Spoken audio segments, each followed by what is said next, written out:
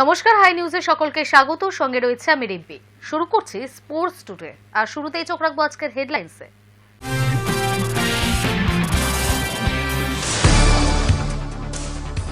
Cricket অস্ট্রেলিয়ার বাছা বর্ষসেরা একাদশে ঠাঁই পেলেন 3 ভারতীয়। দ্বাদশ ব্যক্তি হিসেবে জায়গা পেলেন রবীন্দ্র জাদেজা।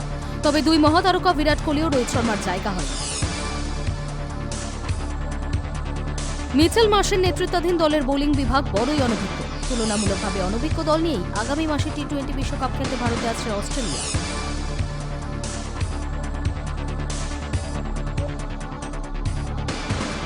ঘোষিত সন্তোষ ট্রফির মূল পর্বের গ্রুপ বিন্যাস। 21শে জানুয়ারি থেকে শুরু হবে এই ট্রফির মূল পর্ব।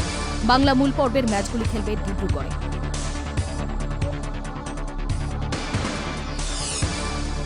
বছর শেষে জেসুসের গোলে জয়ী আর্সেনাল। অন্যদিকে বছর শেষে আটকে গেল ম্যানচেস্টার ইউনাইটেড ও চেলসি।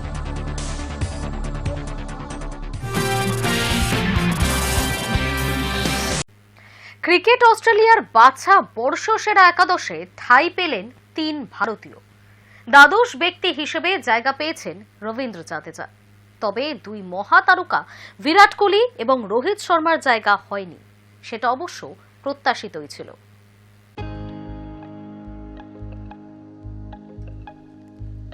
ক্রিকেট অস্ট্রেলিয়ার বাছা বর্ষসেরা একাদশে ঠাঁই পেলেন 3 ভারতীয়। দ্বাদশ ব্যক্তি হিসেবে জায়গা পেয়েছেন রবীন্দ্র জাদেজা।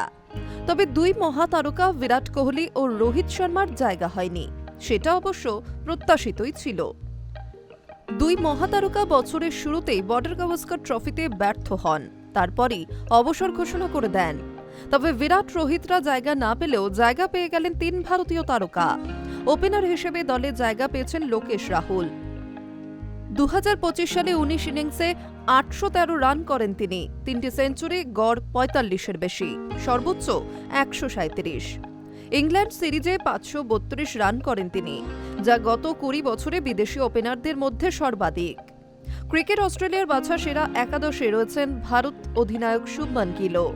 চলতি বছর 16 ইনিংসে 983 রান করেছেন তিনি। স্রেফ ইংল্যান্ড সিরিজেই 754 রান করেছেন। রয়েছে 5 সেঞ্চুরি, গড় 70-এরও বেশি। তৃতীয় ভারতীয় হিসেবে ক্রিকেট অস্ট্রেলিয়ার একাদশে রয়েছেন যশপ্রীত বুমরা। এবছর মাত্র 14 ইনিংসে 31 উইকেট পেয়েছেন বিশ্ব ক্রিকেটের সেরা পেসার। তার গড় মাত্র 14। এছাড়া দ্বাদশ ব্যক্তি হিসেবে দলে রয়েছেন রবীন্দ্র জাদেজা। এবছরও অলরাউন্ডার হিসেবে দারুণ পারফরমেন্স তার। 17 ইনিংসে তার রান 764, উইকেট 25। 3 ভারতীয় ছাড়াও দলে রয়েছেন 4 অজি তারকা, 2 প্রোটিয়া ক্রিকেটার এবং 2 ইংরেজ ক্রিকেটার। বিশ্ব ক্রিকেট চ্যাম্পিয়নশিপ জয়ী অধিনায়ক টেম্পা বাভুমাকেও দলের অধিনায়ক করা হয়েছে। ক্রিকেট অস্ট্রেলিয়ার বাছাই সেরা একাদশ: KL Rahul, Travis Head, Joe Root, Shubman Gill, Temba Bavuma, Alex Carey, Ben Stokes, Mitchell Starc, Jasprit Bumrah, Scott Boland, Simon Harmer. High News Network. Cooper Connolly, Matthew Short, Matthew Kuhnemann, Xavier Bartlett, Mitchell মার্শের নেতৃত্বাধীন দলের বোলিং বিভাগ বড়ই অনভিজ্ঞ। তুলনামূলকভাবে অনভিজ্ঞ দল নিয়েই আগামী মাসে টি-20 বিশ্বকাপ খেলতে ভারতে আসছে অস্ট্রেলিয়া।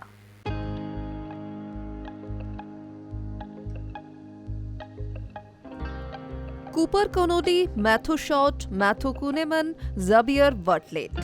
তুলনামূলকভাবে অনভিজ্ঞ দল নিয়ে আগামী মাসে টি-20 বিশ্বকাপ খেলতে ভারতে আসছে অস্ট্রেলিয়া। মিচেল স্টার্ক অবসর নিয়েছেন, তার কোনো যোগ্য পরিবর্তন অজি দলে নেই। আবার প্যাট কামিন্স আদৌ খেলবেন কিনা সেটাও স্পষ্ট নয়। মিচেল মার্শের নেতৃত্বাধীন দলের বোলিং বিভাগ বড়ই অনভিজ্ঞ। প্যাট কামিন্সকে দলে রাখা হয়েছে বটে, তবে তিনি চোট নিয়ে অনিশ্চিত। মিচেল স্টার্ক অবসর নিয়েছেন, সেক্ষেত্রে পেস বিভাগে হ্যাজেলউড ভরসা। স্পিনারদের মধ্যে রয়েছেন জাম্পা, তবে বাকি বোলাররা সকলেই অনভিজ্ঞ। ব্যাটিং বিভাগে আগে বিশ্বকাপ খেলার অভিজ্ঞতা শুধু অধিনায়ক Marsh, Maxwell, Cameron Green, Tim ডেভিডের। জশ ইংলিশ ছাড়া দলে কোনো উইকেট রক্ষক নেই। দলে একাধিক স্পিনার, অধিকাংশ সকলেই পার্ট টাইমার এবং সেভাবে পরীক্ষিত নন। সচরাচর অজিরা বিশ্বকাপে অভিজ্ঞদের ওপরই ভরসা রাখে, তবে এবার ব্যতিক্রম। একদিন আগে আফগানিস্তানও বিশ্বকাপের দল ঘোষণা করেছে। টি-20 বিশ্বকাপে আফগানিস্তানকে নেতৃত্ব দিতে চলেছেন রশিদ খান। বুধবার বিশ্বকাপের জন্য 15 জনের দল ঘোষণা করল আফগানিস্তান। সেই স্কোয়াডের নেতা করা হয়েছে রশিদকে। দলে আছেন ফজল হক ফারুকি, মুজিব উর রহমান, গুলবাদিন নঈব, নভিন উল হকরা। বাংলাদেশের বিরুদ্ধে গত অক্টোবরে সাদা বলে সিরিজে আফগানিস্তান দলে জায়গা পাননি ফারুকি এবং নঈব, কিন্তু তাদের দুজনকে টি-20 বিশ্বকাপের দলে ডাকা হয়েছে। তবে মুজিবকে রাখতে গিয়ে মূল স্কোয়াডে রাখা সম্ভব হয়নি আল্লাহ গজনফরকে। আফগানিস্তানের রহস্য স্পিনারের ঠাঁই হয়েছে রিজার্ভ দলে। টি-20 ক্রিকেটে আফগানিস্তান যথেষ্ট শক্তিশালী টিম। গত টি-20 বিশ্বকাপে তারা সেমিফাইনাল পর্যন্ত পৌঁছেছিল, যা কিনা আইসিসি টুর্নামেন্টে এই পর্যন্ত তাদের সর্বোচ্চ যাত্রা। গত টি-20 বিশ্বকাপে সেমিফাইনালে ওঠার পথে আফগানিস্তান হারিয়েছিল নিউজিল্যান্ড, ওয়েস্ট ইন্ডিজ, অস্ট্রেলিয়া এবং বাংলাদেশকে। অস্ট্রেলিয়ার দল Mitchell Marsh, Xavier Bartlett, Cooper Connolly, Pat Cummins, Tim David, Cameron Green, Nathan Ellis, Josh Hazlewood, Travis Head, Josh Inglis, Matthew Kuhnemann, Glenn Maxwell, Matthew Short, Marcus Stoinis, Adam Zampa. Afghanistan দল রশিদ খান, ইব্রাহিম জদরান, রহমুল্লাহ গুরবাজ, মোহাম্মদ ইশহাক, সিদ্দিকুল্লাহ অটল, দরবেশ Rasuli, Shahidullah Kamal, Azmatullah Omarzai, Gulbadin Naib, Mohammad Nabi, Noor Ahmad, Mujibur Rahman, Nabil ul Haq, Fazlul Haq, Fazalhaq Farooqi. High News Network.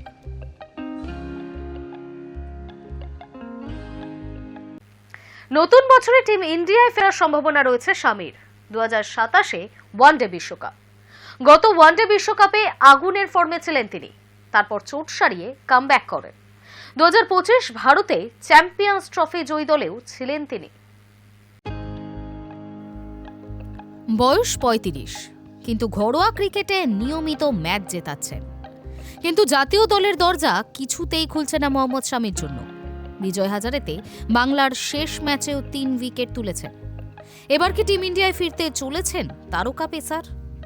নতুন বছরে কিন্তু সেই সম্ভাবনার দরজা খোলা থাকছে। 2027-এ ওয়ানডে বিশ্বকাপ। গত ওয়ানডে বিশ্বকাপে আগুনের ফর্মে ছিলেন তিনি, তারপর চোট সারিয়ে কামব্যাক করেন। চলতি বছরে ভারতের চ্যাম্পিয়ন্স ট্রফি জয়ী দলেও ছিলেন তিনি, কিন্তু তারপর থেকে আর ডাক পাননি। এই নিয়ে ভুল বোঝাবুঝি শুধু বাড়ছেই। এমনকি বোর্ডের নির্বাচক প্রধান অজিত আগরকর জানিয়েছিলেন যে শামি সম্বন্ধে নাকি তাদের কাছে কোনো খবরই নেই।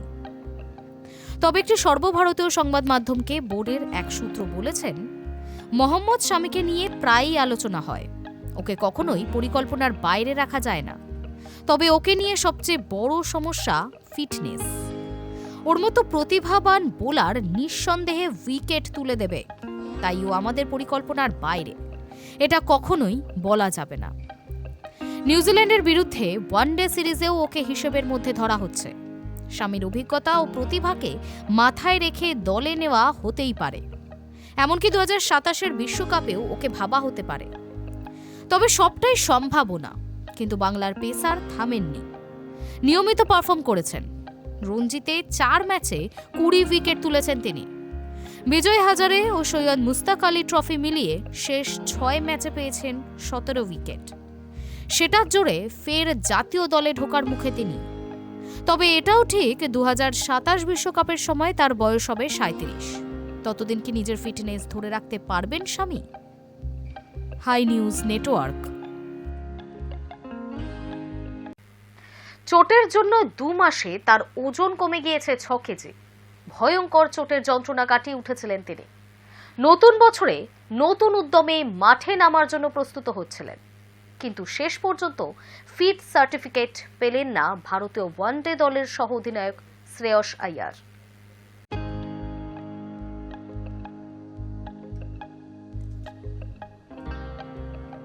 ভয়ঙ্কর চোটের যন্ত্রণা কাটিয়ে উঠেছিলেন তিনি। নতুন বছরে নতুন উদ্যমে মাঠে নামার জন্য প্রস্তুত হচ্ছিলেন, কিন্তু শেষ পর্যন্ত ফিট সার্টিফিকেট পেলেন না ভারতীয় ওয়ানডে দলের সহ অধিনায়ক শ্রেয়স আইয়ার। কারণ চোটের জন্য 2 মাসে তার ওজন কমে গিয়েছে 6 কেজি, যার ফলে অনেকটা কমে গিয়েছে শক্তিও। যার ফলে আরও কিছুদিন বিসিসিআই সেন্টার অফ এক্সেলেন্সে থাকতে হচ্ছে শ্রেয়াসকে। অস্ট্রেলিয়ার বিরুদ্ধে অ্যালেক্স ক্যারির ক্যাচ নিতে গিয়ে প্লীহায় ভয়ানক চোট পেয়েছিলেন শ্রেয়াস। বেশ আশঙ্কাজনক অবস্থায় তাকে অস্ট্রেলিয়ার হাসপাতালে ভর্তি করতে হয়। দিন তিনেক পরে হাসপাতাল থেকে ছাড়া পান তিনি। বোর্ডের মেডিকেল টিম তৎপরতা না দেখালে তার জীবন সংশয় হতে পারত। দেশে ফিরে রিহাব শুরু করেন, যান বিসিসিআইর সেন্টার অফ এক্সেলেন্সে। মাসখানেক সেখানেই আছেন শ্রেয়াস। রিহাব শেষ। গত 23শে ডিসেম্বর থেকেই নেটে ব্যাটিং শুরু করেছিলেন তিনি। বিসিসিআই সেন্টার অফ এক্সেলেন্সে শ্রেয়াসের চোটের পরিস্থিতি এবং নেটে তার ব্যাটিং দুটোই পরীক্ষা করে দেখা হয়। সূত্রের খবর, দুটোর রিপোর্টই সন্তোষজনক। সব ঠিক থাকলে 31শে ডিসেম্বর অর্থাৎ বুধবারই তার সেন্টার অফ এক্সেলেন্সে ছাড়ার কথা ছিল, কিন্তু তেমনটা হচ্ছে না। শেষ মুহূর্তে এনসিএর চিকিৎসকরা আবিষ্কার করলেন প্লীহার ভয়ঙ্কর চোটের জন্য মাত্র 1 মাসে 6 কেজি ওজন কমে গিয়েছে শ্রেয়াসের। ফলে কমেছে তার শক্তিও। যা খবর তাতে শ্রেয়াসকে আরও 1 সপ্তাহ সেন্টার অফ এক্সেলেন্সে থাকতে হবে। তার চিকিৎসায় সর্বোচ্চ গুরুত্ব দেওয়া হচ্ছে। ওজন এবং শক্তির সামঞ্জস্য না তৈরি হলে তাকে ফিট টু প্লে সার্টিফিকেট দেওয়া হবে না। প্রাথমিকভাবে শোনা যাচ্ছিল আগামী 3 এবং 6 জানুয়ারি বিজয় হাজারে ট্রফিতে খেলবেন তিনি।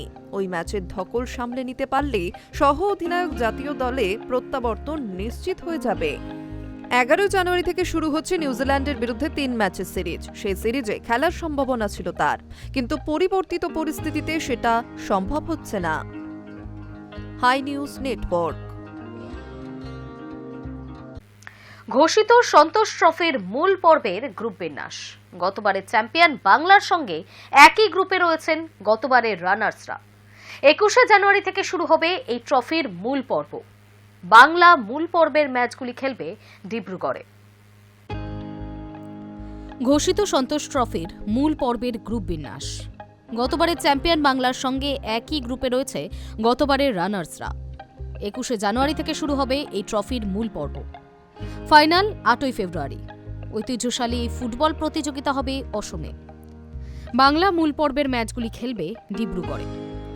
12 দল নিয়ে শুরু হবে 79তম সন্তোষ ট্রফির মূল পর্ব। 2টি গ্রুপে ভাগ করে গ্রুপ বিন্যাস ঘোষণা করা হয়েছে।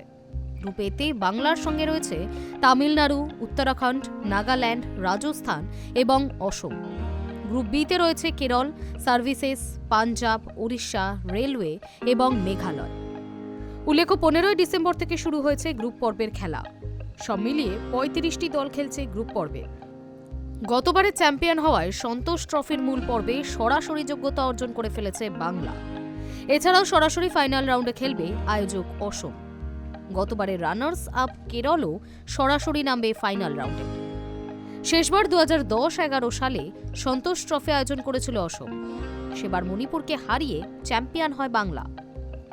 বঙ্গ ব্রিগেডের কোচ সঞ্জয় সেন। তার কোচিংয়ে 6 বছর অপেক্ষার পর গত মরশুমে সন্তোষ ট্রফির চ্যাম্পিয়ন হয় বাংলা। ফাইনালে কেরলকে 1-0 গোলে হারায় বাংলা। ম্যাচের একেবারে শেষ মুহূর্তে গোল করেছিলেন রবি হাসদা। টুর্নামেন্টের 12 গোল করে ইতিহাস গড়েন তিনি। এই নিয়ে 33 বার সন্তোষ ট্রফি চ্যাম্পিয়ন হয় বাংলা। এবারও তারা ট্রফি ধরে রাখার লক্ষ্যেই নামবে। বাংলা তাদের প্রথম ম্যাচ খেলবে 21শে জানুয়ারি। প্রতিপক্ষ নাগাল্যান্ড। 23শে জানুয়ারি সঞ্জয় সেনের ছেলেদের সামনে উত্তরাখণ্ড। 25শে জানুয়ারি বাংলা বনাম রাজস্থান। 28 ও 30শে জানুয়ারি বঙ্গ ব্রিগেডের সামনে তামিলনাড়ু এবং অসম। উল্লেখ্য, এবার গ্রুপ পর্বের শেষ ম্যাচ বাদে বাকি ম্যাচ হবে দুপুর 1:30 হাই নিউজ নেটওয়ার্ক। বছর শেষে জেসুসের গোলে জয়ী আর্সেনাল। জার্সি খুলে সেলিব্রেশনে মনে করালেন কিংবদন্তি কাকাকে। অন্যদিকে বছর শেষে আটকে গেল ম্যানচেস্টার ইউনাইটেড ও চেলসি।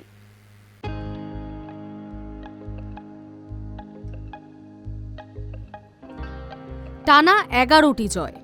ইংলিশ প্রিমিয়ার লিগে কার্যত অবদ্ধ হয়ে উঠেছিল এমি মার্টিনেজের দল অ্যাস্টন ভিলা। অবশেষে আর্সেনালের কাছে থামল তাদের স্বপ্নের দৌড়। 4-1 গোলে জিতে বছর শেষে লিগ শীর্ষেই থাকবে গানার্সরা। আর এই জয়ে গোলের অবদান রইল গ্যাব্রিয়েল জেসুসের। কিন্তু লিগের লাস্ট বয়ের কাছে এগিয়ে গিয়েও আটকে গেল ম্যানচেস্টার ইউনাইটেড। একই অবস্থা চেলসিরও। মাঝে প্রায় 1 বছর চোটের জন্য বাইরে ছিল জেসুস। ডিসেম্বরেই কামব্যাক করেছেন, অবশেষে গোলের দেখা পেলেন। গোটা ম্যাচ জুড়ে অ্যাস্টন ভিলাকে কার্যত নাস্তানাবুদ করেছে মিকেল আর্তেতার দল। বিশেষ করে দ্বিতীয়ার্ধের মূল খেলাটা হয় ভিলার অর্ধেই। 48 মিনিটে গোল করেন ব্রাজিলীয় ডিফেন্ডার গ্যাব্রিয়েল। 4 মিনিট পর দ্বিতীয় গোল স্প্যানিশ মিডফিল্ডার মার্টিন জুবিমেন্ডির। 70 মিনিটে ব্যবধান বাড়ান লিয়ান্দ্রো ট্রোসার্দ। 78 মিনিটে গোল করেন জেসুস। তারপর জার্সি খুলে সেলিব্রেট করেন। ভেতরের শার্টে লেখা ছিল আই বিলং টু জেসাস। যেভাবে এসি মিলানের হয়ে চ্যাম্পিয়ন্স লিগ জিতে ব্রাজিলের কিংবদন্তি ফুটবলার কাকা সেলিব্রেট করেছিলেন। 94 মিনিটে অ্যাস্টন ভিলা একটি গোল শোধ করে। অন্যদিকে বছর শেষে আটকে গেল ম্যানচেস্টার ইউনাইটেড ও চেলসি। লিগের লাস্ট বয়েলভসের বিরুদ্ধে বল পজিশন থেকে গোলমুখী শট, সব দিক থেকেই এগিয়ে ছিল রুবেন আমোরিমের দল। এমনকি প্রথমে গোলও করে তারা। 27 মিনিটে গোল করেন জোসুয়া জিরক্সে, কিন্তু 45 মিনিটে গোল শোধ করেন ক্রেচি। তারপরে শুধু গোল মিসের বন্যা ইউনাইটেডের বেঞ্জামিন সেস্কোর। শেষ মুহূর্তে প্যাট্রিক ডোডগুর একটি গোল বাতিল হয়। অন্যদিকে ড্র করল চেলসিও। বোর্নামাউথের বিরুদ্ধে এনজো ফার্নান্দেজদের ম্যাচ শেষ হল 2-2 গোলে। প্রথমে বোর্নামাউথ গোল করে। 15 মিনিটে পেনাল্টি থেকে সমতা ফেরান চেলসির কোল পামার। 23 মিনিটে এগিয়ে দেন এনজো, কিন্তু 27 মিনিটে জাস্টিন কুইভার্ট সমতা ফেরান। তারপর গোটা ম্যাচ জুড়ে আর কেউই গোল করতে পারেননি। High News network.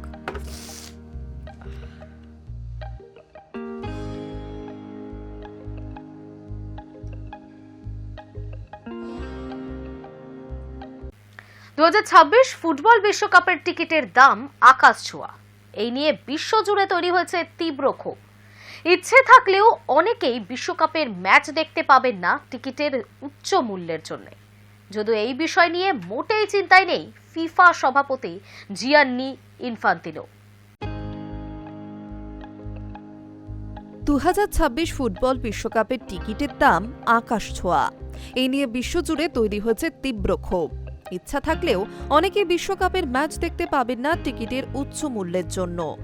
যদিও এই বিষয় নিয়ে মোটেই চিন্তায় নেই ফিফা সভাপতি জিয়ান্নি ইনফান্তিনো। তিনি দুবাইতে একটি অনুষ্ঠানে জানান, ফুটবলের জনপ্রিয়তা আরও বাড়ছে, সেই কারণেই টিকিটের দামও বেড়েছে। ফিফা সভাপতি বলেছেন, ফিফা 60 থেকে 70 লক্ষ টিকিট বাজারে ছেড়েছিল। 15 দিনের মধ্যে টিকিট কেনার জন্য আবেদন পড়েছিল 15 কোটি। প্রতিদিন প্রায় 1 কোটি আবেদন জমা পড়েছিল। এই চাহিদায় বুঝিয়ে দেয় ফুটবলের জনপ্রিয়তা বিশ্বজুড়ে ঠিক কতটা। তবে কিছু বিশেষ টিকিটের দাম কম রাখা হয়েছে, যা সবাই পাবেন না। নির্দিষ্ট সংখ্যক দর্শকের জন্য কম দামের টিকিট রাখা হয়েছে। ইনফান্তিনো জানিয়েছেন, আমেরিকায় যে সমস্ত ম্যাচগুলি হবে সেগুলি কমিয়ে ভারতীয় মুদ্রায় 5,000 টাকা রাখা হয়েছে। তবে তা সকলের জন্য নয়, এগুলি রাখা হয়েছে একনিষ্ঠ দর্শকদের জন্য। ইনফান্তিনোর বক্তব্য, টিকিটের চড়া দামে ফুটবলেরই লাভ হবে, কারণ ফিফার লাভ হলে তা গোটা বিশ্বের মধ্যে ভাগ করে দেওয়া হয়। তিনি বলেন, এই লাভ না হলে বিশ্বের 150 দেশে ফুটবল বন্ধ হয়ে যাবে। লভ্যাংশ থেকেই আমরা বিশ্বের বাকি দেশগুলোর ফুটবলে বিনিয়োগ করি। তিনি আরও জানান, টিকিটের সবচেয়ে বেশি চাহিদা আমেরিকাতেই, এরপর রয়েছে জার্মানি এবং ইংল্যান্ড। ইনফান্তিনোর আরও বক্তব্য, বিশ্বকাপের 100 বছরের ইতিহাসে মোট 40 লক্ষ টিকিট বিক্রি হয়েছে। সেখানে আমরা চাইলে গত সপ্তাহে 3 গুণ টিকিট বিক্রি করে ফেলতে পারতাম। Hi News network.